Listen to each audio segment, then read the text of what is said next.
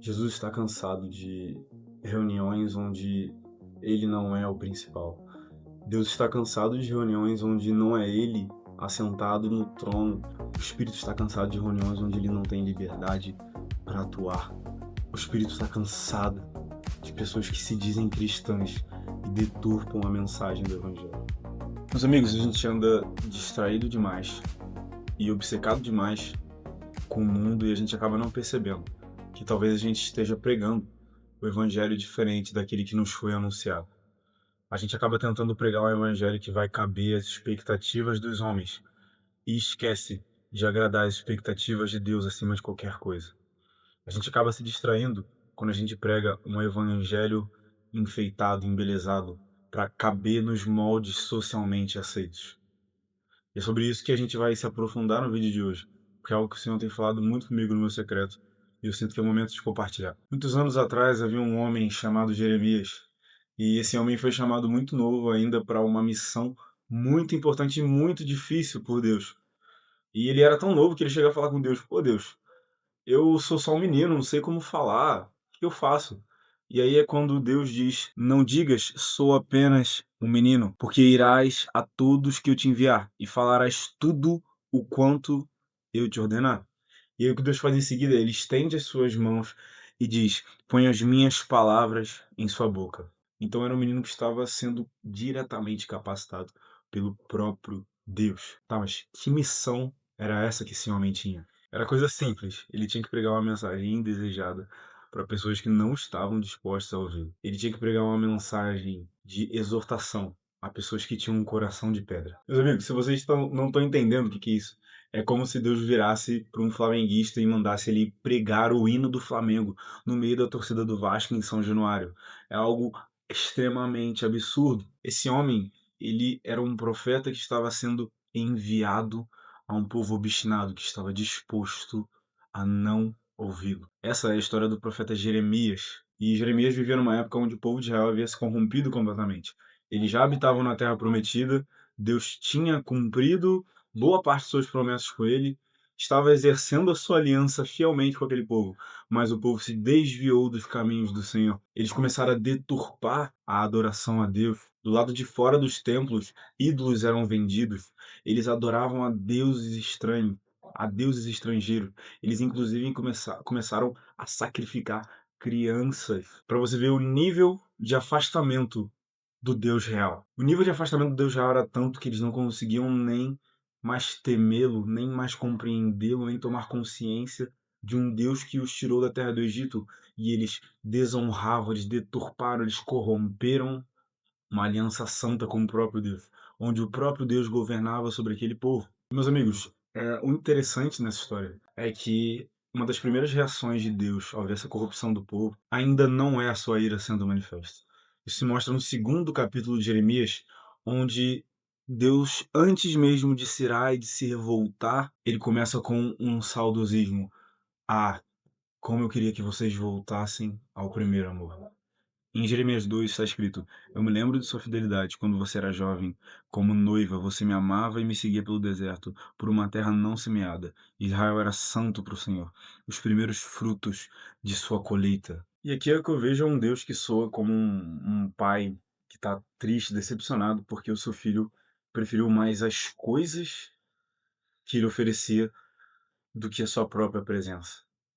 Quando Israel se sentiu confortável na terra que era de sua promessa, quando Israel se sentiu confortável no lugar que Deus separou para eles habitarem e escolheram olhar para as coisas, olhar para a terra, olhar para os povos estrangeiros daquela terra, do que aproveitar e se deleitar na presença do próprio Deus. Então, quando a gente olha de fora, a gente pode achar que eles estavam melhores do que quando eles estavam no deserto. Mas a verdade é que no deserto eles estavam melhores por um motivo: no deserto não havia distrações. No deserto não havia o que corrompesse a mente deles. Mas, assim como eles, nós andamos tão distraídos e obcecados com as coisas do mundo, que nós distraímos e não conseguimos encontrar deleite, encontrar prazer em Cristo. Nós queremos Jesus e mais alguma coisa. Nós queremos o Cristo e algo mais. Por isso a gente não consegue pregar o evangelho de salvação simples às pessoas, porque nós achamos que devemos apresentar Cristo e algo mais. A gente tem que apresentar a igreja legal, o áudio perfeito, o louvor legal, a pregação estética para postar no Instagram. Nós queremos apresentar Jesus e algo mais às pessoas, mas Jesus não nos pediu isso. Jesus pediu: se aproveite, queime por mim e apresente o que eu fiz por você às pessoas. Seja uma testemunha de Cristo e não simplesmente um advogado. Deus não precisa de advogados. Ele quer testemunhos, ele quer discípulos. E para isso a gente precisa apresentar o Cristo.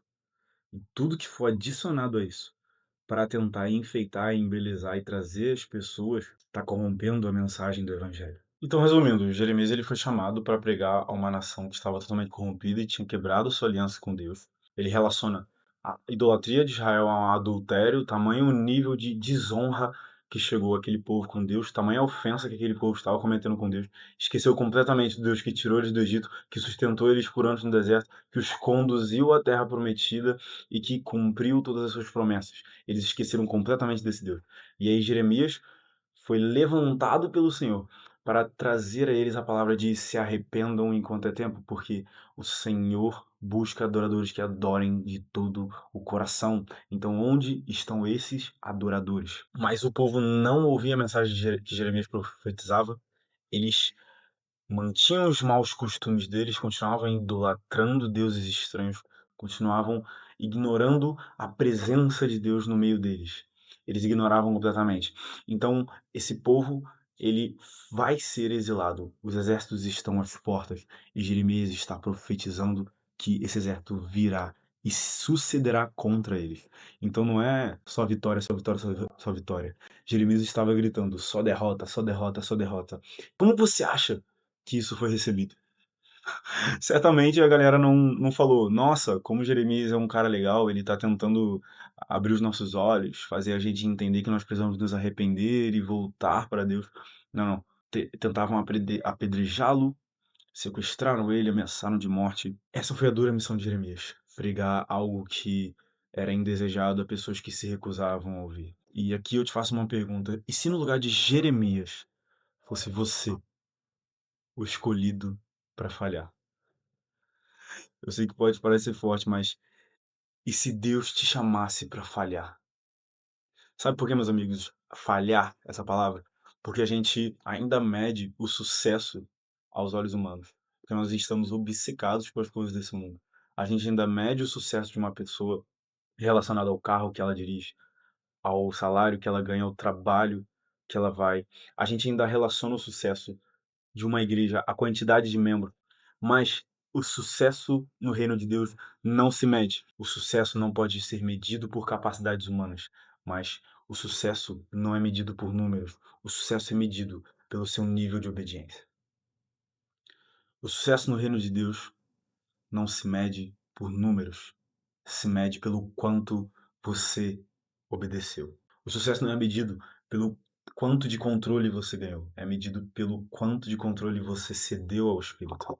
Quando a gente olha para o mundo, alguém que tem sucesso é o quê? Alguém que tem vários carros, alguém que comanda uma empresa, que lidera um grupo, alguém que tem o controle.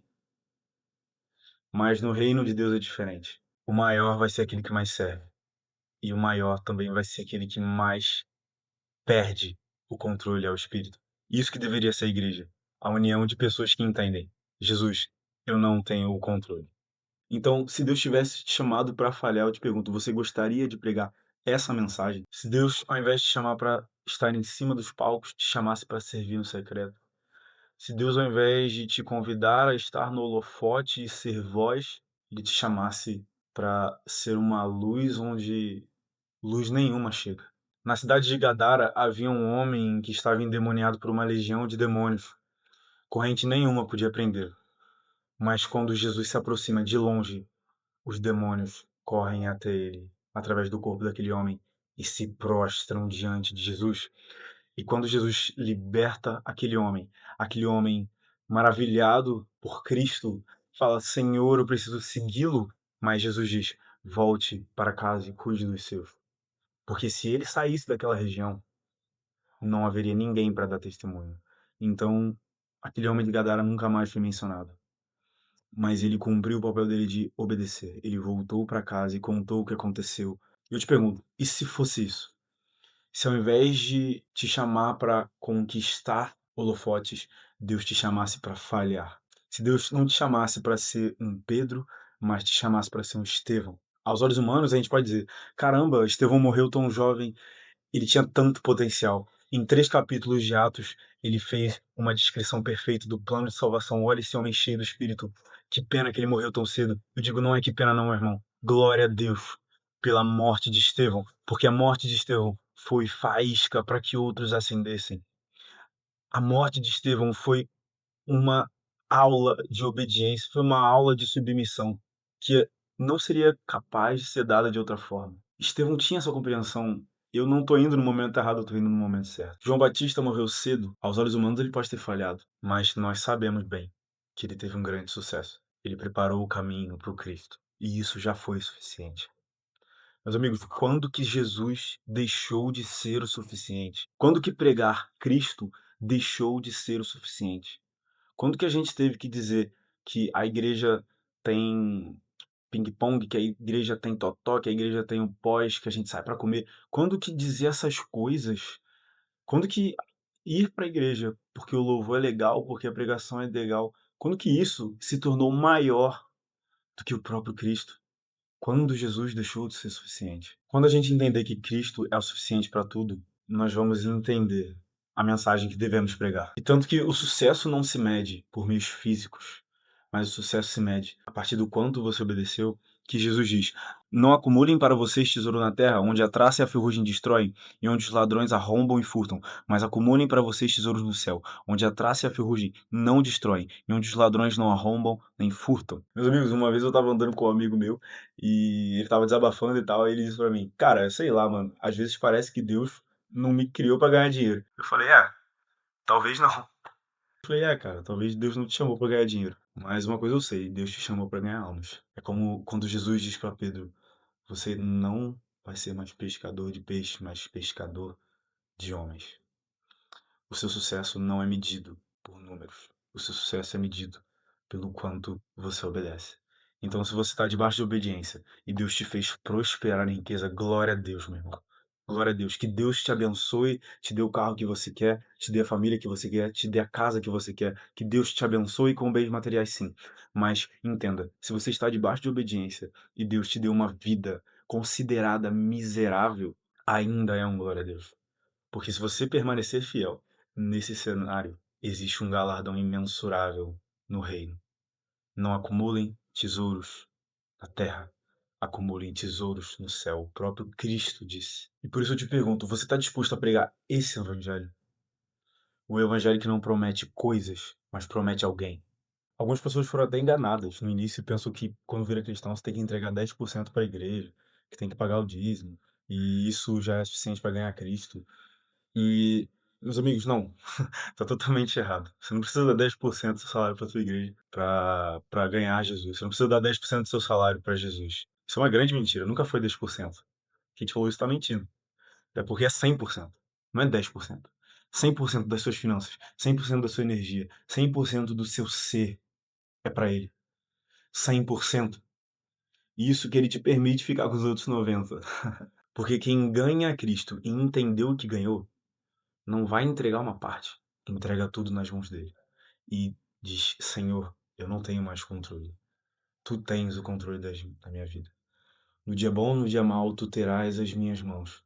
E tu terás o meu coração de um jeito ou de outro. Tu sempre terás as minhas mãos, Senhor. Quem ganha Cristo entende isso. Porque Jesus fala: o reino dos céus é como um tesouro escondido num campo. Certo homem, tendo encontrado, escondeu de novo. Então, cheio de alegria, foi, vendeu tudo que tinha e comprou aquele campo. Esse é o único evangelho que você pode pregar. O evangelho que te custa tudo. Mas como que as pessoas vão querer algo assim que te custa tudo? Porque tem um valor infinitamente maior. Você vê, o homem no campo, ele não foi vender as coisas dele com tristeza. Ele foi vender as coisas dele com uma alegria. E é isso. Quando você queima por Jesus e fala desse Cristo para outras pessoas, você gera uma pergunta na cabeça delas: por que que esse cara ama tanto esse Cristo? E aí você vai poder dizer: "Eu amo esse Cristo, porque ele vale infinitamente mais do que tudo que eu considerava valioso. Hoje em dia eu considero esterco". Quando Paulo fala que considerou tudo perda ao ganhar Cristo, ele não está falando de coisas ruins, ele fala que ele teve uma educação primorosa, ele cresceu num lar privilegiado, ele tem dupla cidadania, ele tem privilégios, mas tudo isso ele considerou esterco quando ele voltou os olhos dele para Jesus. Não existe nada como voltar os olhos para Jesus. E voltando à história de Jeremias, ele estava pregando para a galera, né, que Nabucodonosor viria com o exército babilônico e destruiria Jerusalém por completo, porque o povo não se arrependeu dos seus pecados. Então, Nabucodonosor, na verdade, não seria um inimigo, seria um servo de Deus, isso mesmo. O exército inimigo seria um servo de Deus, um servo da sua ira, um agente da sua ira sobre o domínio de Deus. Ele ia permitir que o exército babilônico invadisse Jerusalém e levasse Israel a um exílio. Ele diz que Nabucodonosor seria como um cálice cheio de vinho que Israel seria obrigado a tomar, um cálice da ira do Senhor. E durante toda essa confusão, que a galera já estava ficando irritada de novo com Jeremias, ele falando essas coisas, as coisas já estavam ruins, e o cara chega falando isso, e o pessoal não estava entendendo que ele queria que as pessoas se arrependessem. Chega um homem chamado Ananias. Ananias era filho de profeta, portanto ele também era considerado um profeta. E Ananias veio pregando uma mensagem de esperança, que era justamente o que o povo queria ouvir. Ananias disse que dentro de 2 anos, Deus restauraria por completo as coisas e tudo ia ficar bem. Então Jeremias veio pregando: "Galera, vai dar ruim, galera, mas segura aí que a pancada vai ser forte". Mas aí Ananias chegou e disse: "Não, galera, fica suave aí que não vai ter pancada. Dentro de 2 anos, Deus vai restituir tudo a nós. Nabucodonosor, vai meter o pé e nós vamos permanecer, porque Deus vai nos livrar". A mensagem de Ananias era a mensagem que o povo queria ouvir. A mensagem de Jeremias era a mensagem que o povo precisava ouvir, porque vinha do próprio Deus. Então vocês estão percebendo aqui onde eu quero chegar? Mas o ponto é que, quando Ananias diz que, na verdade, Deus os livraria de Nabucodonosor dentro de 2 anos, o que Jeremias diz é: Amém, que seja feito como tu diz. Sabe por quê, meus amigos? Jeremias em nenhum momento estava satisfeito em ter que falar aquelas coisas também. Meus amigos, lendo Jeremias, ele tem uma vontade de falar coisa boa, mas ele não consegue, porque o povo peca, o povo idolatra, o povo se corrompe. Como que ele vai falar uma coisa legal, uma coisa mansa, uma mensagem de só vitória, só vitória, só vitória, se o povo estava indo só vitória diretamente para o fundo do abismo? Se ele amava aquele povo, se ele amava o Senhor, ele não podia fazer isso. Então, o sonho de Jeremias era conseguir pregar essa mensagem boa que Ananias veio trazendo. Mas essa não era a mensagem necessária para aquele tempo, essa não era a mensagem vinda de Deus. E a prova que Jeremias queria ser mais brando, passar uma mensagem mais mansa, está em Jeremias 20, onde ele diz: Sempre que falo é para gritar que há violência e destruição. Por isso a palavra do Senhor trouxe-me insulto e censura o tempo todo. Mas se eu digo: Não a mencionarei, nem mais falarei em seu nome, é como um fogo ardente em meu coração, um fogo dentro de mim. Estou exausto, tentando contê-lo e já não posso mais. Quando eu li esse versículo a primeira vez, eu achei que era uma mensagem de alguém se declarando para Deus. Eu não consigo deixar de falar do Senhor, porque o Senhor é lindo, o Senhor é maravilhoso. Meus amigos, não é. Isso não é a declaração de alguém apaixonado, isso é a declaração de alguém exausto. Porque Jeremias queria dizer coisas legais, coisas mansas, mas ele só podia dizer o que Deus mandava ele dizer. E a mensagem daquele tempo era: se arrependam, porque vocês estão no mau caminho. Era uma mensagem de exortação difícil de ser dita, mas necessária. Então o que Jeremias está falando é: pô, eu, eu só abro minha boca para falar de violência, eu não aguento mais, eu preciso falar uma coisa boa, vai dar certo, vai dar tudo certo, mas eu não consigo. Porque quando eu tento reprimir a sua mensagem, sufocar a sua mensagem dentro de mim, o Senhor cresce como um fogo dentro do meu peito, porque eu já não tenho mais controle. Então, quando Jeremias diz para Ananias: Amém, que seja feito assim como tu disse, é ele dizendo: pô, meu camarada, eu já tentei pregar desse jeito aí que tu tá pregando, falando que vai ficar tudo bem, mas não é isso que vai acontecer. Eu preciso pregar a mensagem que me foi dada. Eu já tentei conter essa mensagem, mas eu já tô exausto. Tentar reduzir a mensagem de Deus a dimensões humanas é mais exaustivo do que as tentativas de assassinato que eu sofri. É isso que Jeremias está falando aqui. Você tentar reprimir o evangelho, a mensagem do evangelho, comprimir para caber dentro de uma mente humana é mais exaustivo, é mais cansativo, é mais doloroso do que ser julgado pelos homens como alguém radical. Deus está cansado de crentes com medo de serem radicais. E ele precisa de discípulos.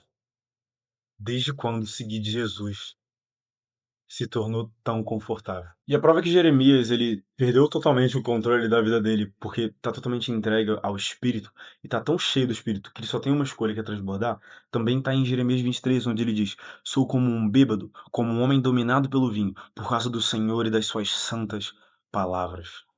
Alguém bêbado não tem mais controle, começa a falar o que não falaria se não tivesse bêbado, cai no chão, se rala, não sente dor nenhuma, porque está completamente bêbado. Não tem mais noção de dor, não sente mais dor própria e começa a falar desinibidamente. Por isso que Jeremias diz que estava como um bêbado. Eu não tenho mais controle. Ele já aceitou. Eu não prego uma mensagem que eu quero. Eu prego uma mensagem que Deus manda, porque Ele é Senhor e soberano. Então eu não tenho outra escolha senão essa. Em Ezequiel 47, é claro sobre isso. É um homem que, em certo momento, tinha os pés no tornozelo, nos joelhos, no quadril, até que ele chegou a um ponto onde os pés não alcançavam mais o solo. E era um rio que ele só podia passar a nado, onde não podia mais passar caminhando. Ou seja, ele deveria ser carregado pela correnteza daquele rio. Isso é representação do Espírito. Meus amigos, Deus já derramou o Espírito Santo. Agora não se trata mais dele derramar mais, se trata mais da gente se entregar mais. Quanto mais o Espírito tiver de nós, menos a gente vai ter controle. Quanto menos a gente tiver controle, mais o Espírito age. E quanto mais o Espírito age, mais o Evangelho de poder é manifestado através da nossa vida. Então, enquanto Jeremias vinha pregando renúncia, se arrependam, deixem de cometer adultério, deixem de idolatrar falsos ídolos. Ananias vinha com: ah, Deus é amor, ele te aceita como é que você é. Você não precisa se transformar, Deus já vai resolver as coisas, pô. Ananias veio com uma mensagem que trazia conforto com o pecado, e com o pecado a gente declara guerra. A gente olha para o pecado e declara guerra. Não existe habitar no mesmo local que pecado. E então a mensagem de Ananias era que todos queriam ouvir, mas Jeremias veio pregando que eles realmente precisavam. E no final dessa história, Jeremias profetiza para Ananias dizendo: escute, Ananias, o Senhor não o enviou, mas assim mesmo você persuadiu esta nação a confiar em mentiras. Por isso, assim diz o Senhor: vou tirá-lo da face da terra. Este ano você morrerá, porque pregou rebelião contra o Senhor. E o profeta Ananias morreu no 7º mês daquele ano. Então, meus amigos, Ananias quis pregar uma mensagem que agradava os homens e resultou em morte. Jeremias foi levantado para pregar uma mensagem que desagradava os homens, mas agradou a Deus. E no fim, gerou vida, e vida verdadeira, vida plena, não uma falsa sensação de prazer, mas um prazer eterno, na presença de um Deus eterno. E qual o ponto central desse vídeo? É que Jeremias foi levantado para pregar uma mensagem desejada para pessoas que não queriam ouvir, mas hoje nós podemos pregar a mensagem que era o sonho de Jeremias pregar, que é: nós temos a boa nova, o evangelho, the gospel. Nós podemos pregar que Cristo vive. E todo aquele que aceitar o seu nome e o seu sacrifício podem adentrar o reino dos céus, e mais do que isso, podem viver a eternidade ainda nessa terra, quanto mais satisfeitos estiverem em Cristo. Essa mensagem é maravilhosa, meus amigos. É a mensagem que traz esperança ao pobre, ao viúvo, ao órfão. É a mensagem que traz esperança ao rico que se sente vazio. É a mensagem que traz esperança a todo aquele que tem algum problema, ao enfermo que precisa de cura. É a mensagem de Cristo, e nós podemos pregar essa mensagem. Então, se ele tinha um fogo dentro dele que ele não podia conter, pregando uma mensagem de exortação, nós temos que ter um fogo ainda maior diante desse Deus e dessa boa mensagem de Cristo. Um fogo incessante que não dá descanso dentro do seu peito, clamando e gritando o que Cristo fez por você e o que ele pode fazer por todas as pessoas. Nós não podemos ficar calados, mas também nós não podemos pregar um evangelho diferente de que Cristo é suficiente. E eu cito aqui Paulo, quando ele diz na carta aos Coríntios: os judeus pedem sinais miraculosos, os gregos procuram sabedoria. Nós, porém, pregamos a Cristo crucificado, o qual de fato é escândalo para os judeus e loucura para os gentios. Mas para os que foram chamados, tanto judeus como gregos, Cristo é o poder de Deus e sabedoria de Deus. Porque a loucura de Deus é mais sábia que a sabedoria humana, e a fraqueza de Deus é mais forte do que a força do homem. Pregar o evangelho é pregar Cristo crucificado. E não uma cruz enfeitada, uma cruz bonitinha, não. Uma cruz feia. Por que é feia? Isaías fala, nele não havia beleza alguma, não podíamos nem sequer reconhecê-lo como um ser humano, de tão feio que ele era naquela cruz. Porque ele tomou sobre si um homem inocente. Mais do que isso, um Deus eterno se fez carne, desceu na terra, tomou todos os pecados sobre si e levou as nossas dores num sacrifício que dura para sempre. E essa cruz fere o nosso ego, fere a nossa sensação de ser grande, fere a nossa sensação de ser perfeito, fere o nosso orgulho. Então, toda vez que a gente tenta pregar uma mensagem diferente dessa, quando a gente tenta enfeitar e plastificar e dizer que Jesus não quer que você mude, o evangelho é só conforto, é só prazer. A marca de quem entendeu o evangelho é aprender a ter prazer independente da situação. Essa é a marca principal de quem entendeu o que é Cristo. Essa é a marca. Essa é a marca que Paulo teve nas prisões, pregando alegria enquanto estava preso sendo açoitado. Essa é a marca que Pedro teve quando sentenciado à morte. Essa é a marca que os apóstolos tiveram. Essa é a marca que João Batista teve, que Estevão teve, de que, independente do que está acontecendo, Deus vai ser glorificado, porque eu vou colocar todo o meu prazer e a minha afeição nele. E um evangelho plastificado, enfeitado, pode sim gerar sucesso baseado em números. Pode sim gerar multidões de seguidores, mas somente uma mensagem de cruz verdadeira gera discípulos. Teve uma vez que o apóstolo Paulo estava pregando para uns gregos aí, está lá em Atos 17, e quando Paulo estava pregando para esses gregos, muitos deles filósofos, homens que gostavam de estudar sobre as teorias da vida, como tudo se formou, Paulo estava pregando para eles e durante o capítulo inteiro ele faz uma pregação perfeita. Aqueles filósofos, aqueles gregos, estavam começando a aceitar. Falaram, tá, faz sentido isso que esse cara tá falando. Mas no versículo 32 desse capítulo diz que quando ouviram sobre a ressurreição dos mortos, alguns deles zombaram, e outros disseram, a esse respeito nós o ouviremos em outro momento. Com isso, Paulo retirou-se do meio deles, e alguns homens juntaram-se a ele e creram. Então, aos olhos humanos, a gente poderia pensar, pô, Paulo, se tu tivesse adaptado a mensagem, se tu tivesse só na parte que faz mais sentido, na parte que eles iam entender, mas quando você falou de ressurreição, de homem levantando da tumba aí depois de 3 dias, isso daí já não entra na cabeça deles, entendeu? Ó, Paulo, tu podia ter moldado ali a mensagem para caber na mente deles, e esse é o ponto. O evangelho não foi feito para caber na sua cabeça, porque Deus é infinitamente maior do que nós e não faz sentido.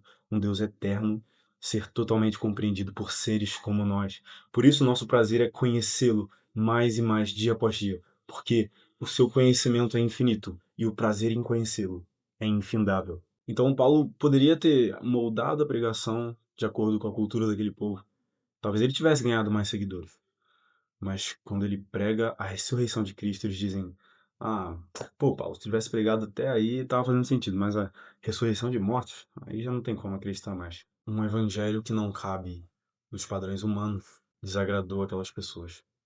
Mas aqueles que creram se tornaram verdadeiros discípulos. Eu te garanto que aqueles discípulos seriam muito mais eficientes que uma multidão de meros espectadores, de meros seguidores de longe. John Wesley disse: Dai-me 100 homens que nada temam senão o pecado, e que nada desejam senão a Deus, e eu abalarei o mundo. Aos olhos humanos, Paulo teria mais sucesso se ele tivesse convertido a mensagem para gerar mais seguidores, seria número mais elevados, mais igrejas plantadas, talvez, mas uma mensagem deturpada. Aqueles poucos discípulos são muito mais valiosos para o reino do que os muitos corrompidos. Não à toa, Jesus transformou o mundo com os seus 12 apóstolos. Tinham multidões que perseguiam ele. Eram meros espectadores de longe. Mas tinham aqueles que comiam a poeira da sandália de seus pés. E é esse tipo de pessoa que Jesus está convocando. Jesus está cansado de reuniões onde ele não é o principal. Deus está cansado de reuniões onde não é ele assentado no trono. O Espírito está cansado de reuniões onde ele não tem liberdade para atuar. O Espírito está cansado de pessoas que se dizem cristãs e deturpam a mensagem do Evangelho. Pregar um Evangelho deturpado é a estratégia mais atual de Satanás, porque antes ele queria te tirar da igreja, mas agora que ele viu que é muito mais fácil te fazer conhecer o Evangelho, diferente de um evangelho de cruz, te fazer pensar que você está seguindo a Deus, quando na verdade você está seguindo um Deus que você mesmo idealizou, um Deus que cabe na sua cabeça, um Deus que não te repreende. Esse é o plano dele. Então toda vez que a gente está compactuando com isso, levando essa mensagem adiante, de que é sempre Jesus e mais alguma coisa, Jesus e mais alguma coisa, Jesus e aquilo, Jesus e isso. Não, não, cara, é apenas Cristo. E se você pegar algo diferente disso, você está fazendo uma obra satânica. Não tenho outras palavras para dizer. Paulo diz em Gálatas: o que ocorre é que algumas pessoas estão os perturbando, querendo perverter o evangelho de Cristo, mas ainda que nós ou um anjo do céu pregue um evangelho diferente daquele que lhe pregamos, que seja amaldiçoado. Como já dissemos, agora repito: se alguém lhes anuncia o evangelho diferente daquele que já receberam, que seja amaldiçoado. Acaso busco eu agora a aprovação de homens ou de Deus? Ou estou tentando agradar a homens? Se eu estivesse procurando agradar a homens, não seria servo de Cristo. Então, se você se manteve até aqui, eu oro para que o Senhor instaure nessa geração, que instaure em você que está vendo agora um espírito de ousadia, o mesmo espírito que esteve sobre Jeremias, de pregar a mensagem necessária, não a mensagem que as pessoas querem ouvir. E se Deus quiser te abençoar com um carro, com bens, com coisas materiais, amém. Que aconteça, meu irmão. Mas se não, se você nunca conseguir acumular dinheiro ou conseguir o carro que você quer, que você permaneça fiel. E que isso seja um testemunho para as pessoas que te observam. Porque Cristo é suficiente. E as pessoas só vão entender isso se você viver isso. Se eu e você a gente for como esse homem que foi a um campo e vendeu tudo que ele tinha com alegria, um sorriso no rosto. Quando as pessoas pensam que é renúncia, a gente volta sorrindo, porque a gente sabe que a gente está investindo em algo de retorno infinito e imensurável. Então eu oro para que nesse momento o Espírito Santo esteja sobre a sua vida, para que você queime verdadeiramente por Jesus e não pregue um evangelho enfeitado. Se você gostou desse vídeo, por favor, deixa um like, você vai estar me ajudando a Deixa Queimar, mas também se ajudando a colocar mais conteúdos como esse na timeline. Manda para alguém que você acha que precisa ouvir isso ainda hoje. Deus te abençoe. Deixa Queimar.